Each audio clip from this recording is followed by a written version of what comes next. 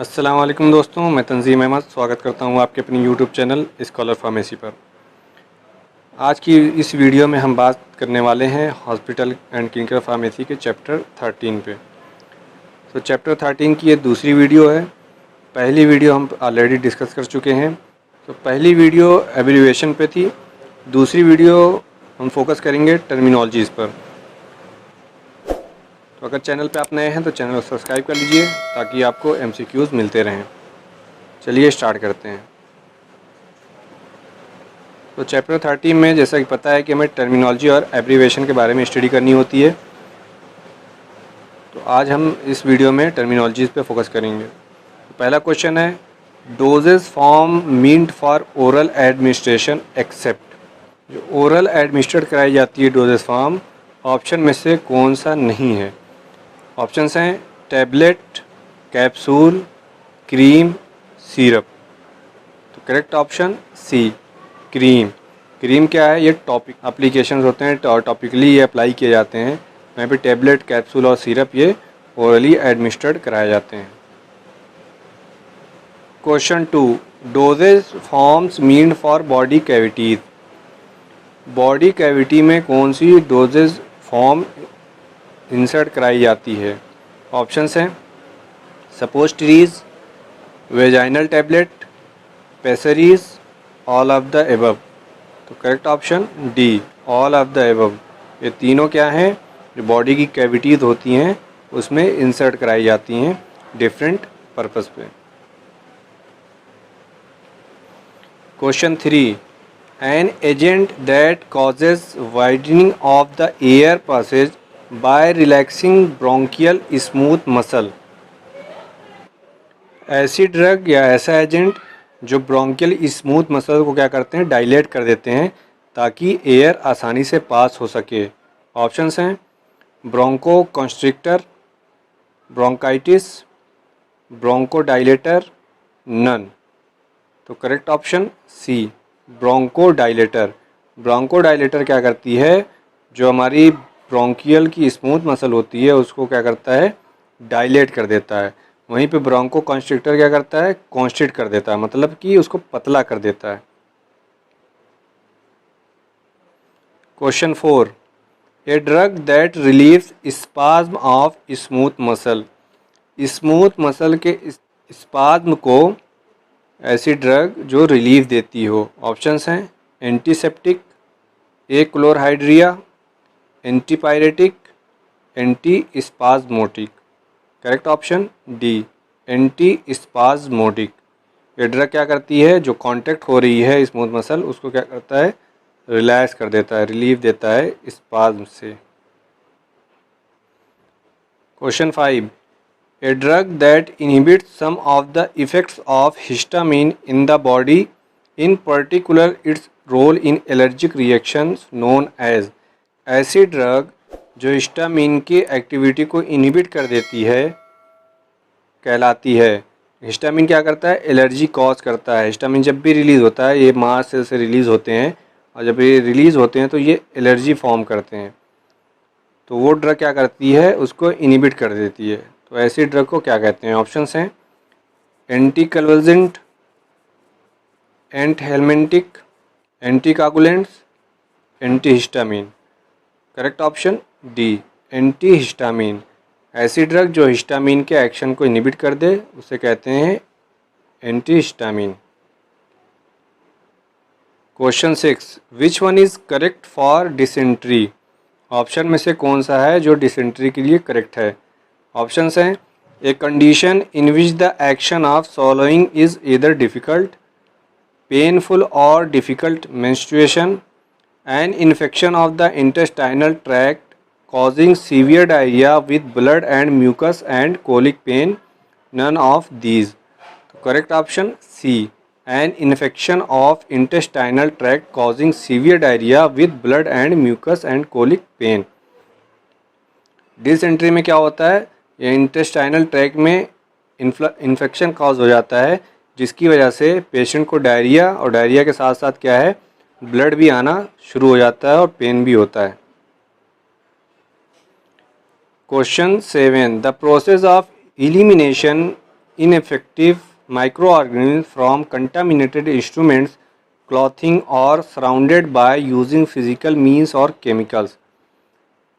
ऐसा प्रोसेस जिसके माध्यम से जो कंटामिनेटेड या इन्फेक्टिव माइक्रो ऑर्गेनिज्म रहते हैं जो कंटामिनेट कर देते हैं हमारे इंस्ट्रूमेंट को, क्लॉथ को और नियर बाय थिंग्स को, तो उसको रिमूव करने के लिए जो दिया जाता है उसे कहते हैं, ऑप्शंस हैं antiseptic, disinfectant, both A and C, none.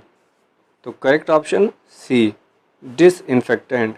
Disinfectant का यूज़ होता है नॉन लिविंग थिंग्स पे, एंटीसेप्टिक का यूज़ होता है लिविंग थिंग्स पे। ये क्या करते हैं, माइक्रो ऑर्गेनिज्म को एलिमिनेट करते हैं, या उसके ग्रो को इनहिबिट कर देते हैं या उसको किल कर देते हैं। Question 8, impaired secretion of gastric HCl known as. जो स्टमक में HCl होते हैं उसका अनवांटेड सिक्रीशन या एक्सेस अमाउंट में सिक्रीशन उससे कहते हैं, ऑप्शंस हैं achlorhydria, glycosuria, carcinoma, all of the above. Correct option achlorhydria. Question 9, in medical term slow heart rate known as. Medical term में स्लो हार्ट रेट को कहते हैं, ऑप्शंस हैं tachycardia, bradycardia, thrombus, arrhythmia. Correct option B, bradycardia. जो heart rate होती है हमारी normal range होती है वो 60 to 100 होती है। अगर 60 से नीचे हार्ट रेट है तो उसे कहते हैं ब्रैडीकार्डिया, वहीं से 100 से एबव अगर हार्ट रेट है तो उसे कहेंगे हम टैकीकार्डिया। क्वेश्चन 10, डिसएपनिया मीन्स, ऑप्शंस हैं coughing up of blood, loss of memory, disorder of perception, difficulty in breathing. Correct option D, difficulty in breathing. Question 11, suffix lysis means. हमने प्रीवियस वीडियो में बताया है कि मेडिकल जो एब्रीविएशन या terms होते हैं वो 3 चीज़ से मिलके बने होते हैं, प्रीफिक्स, स्टेम या रूट, सफिक्स। प्रीफिक्स वो आगे वाला पोर्शन होता है, मिडिल वाले को हम स्टेम या रूट कहते हैं, और जो लास्ट वाला पोर्शन होता है उसे कहते हैं सफिक्स। तो यहाँ पे जिस वर्ड के लास्ट में लेसिस आए उसका मतलब होता है, ऑप्शंस हैं fear, breathing, sound, break down. Correct option D, break down. Lysis कहीं भी किसी वर्ड में आपको दिखे तो समझ लीजिए वो ब्रेक डाउन की बात हो रही है। Question 12, suffix itis means. Word के लास्ट में आइटिस आ रहा है तो इसका मतलब है, ऑप्शंस हैं stop, inflammation, break down, cutting out. Correct option B, inflammation. Itis आता है तो इन्फ्लामेशन। एग्जाम्पल के तौर पे ब्रोंकाइटिस मीन्स कि ब्रोंकियल का इन्फ्लामेशन हो रहा है। Question 13, abnormal heart rhythm known as. जो हार्ट की रिदम होती है वो अगर एबनॉर्मल हो जाती है तो उसे कहते हैं, ऑप्शंस हैं atherosclerosis, arrhythmia, atheroma, none. Correct option B, arrhythmia. जब हार्ट की रिदम अप या डाउन हो जाती है, नॉर्मल रेंज से बाहर या कम हो जाती है तो उसे कहते हैं क्या, एरिथमिया। उसमें हमारे ब्रैडीकार्डिया, टैकीकार्डिया आते हैं। Question 14, solid dosage forms for insertion into the vagina to treat infection. ऐसा कौन सा सॉलिड डोजेस फॉर्म होता है जो कि वेजाइनल इन्फेक्शन को ट्रीट करने के लिए उसमें इंसर्ट किया जाता है? ऑप्शंस हैं pills, lozenges, powders, पेसरीज। Correct option D, पेसरीज।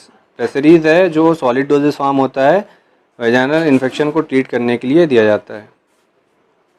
Question 15, sugar in urine. Urine में अगर शुगर आता है तो उसे कहते हैं, ऑप्शंस हैं एनूरिया, यूरेमिया, नेफ्रोक्टोमी, ग्लाइकोसूरिया। तो correct option D, glycosuria. Glycosuria अगर वर्ड आपको कहीं दिखे तो मीन समझ लो कि यूरिन में शुगर आ रहा है। Question 16, joint inflammation known as. Joint में जो इन्फ्लामेशन होते हैं उसे कहते हैं, ऑप्शंस हैं amnesia, palpitation, stenosis, arthritis. Correct option D, arthritis. Question 17, erythema stands for. Erythema means होता है, ऑप्शंस हैं large blister, blood urine, redness of skin, fungal disease. Correct option C, redness of skin को erythema कहा जाता है। Question 18, blood in urine known as. Options हैं dysuria, haematuria, excess of fluid in tissue, none. Correct option B, haematuria. Haematuria मतलब urine में blood का आना। Question 19, an agent reduces और प्रिवेंट्स ब्लड कोगुलेशन। ऐसा एजेंट जो ब्लड के coagulation को या तो रिड्यूस करता हो या उसको प्रिवेंट कर देता हो, उसे कहते हैं। ऑप्शंस हैं anti fungal, antihistamines, anti coagulants, antiseptics. Answer इसका आप लोग हमें कमेंट बॉक्स में दीजिएगा। Question 20, enhance urine formation. Urine formation जब ज़्यादा होने लगती है या ऐसा एजेंट जो यूरिन फॉर्मेशन को इन्हेंस कर दे उसे कहते हैं। ऑप्शंस हैं anti diuretics, purgatives, diuretics, all of the above. तो इसका आंसर भी आप लोग हमें कमेंट बॉक्स में दीजिएगा।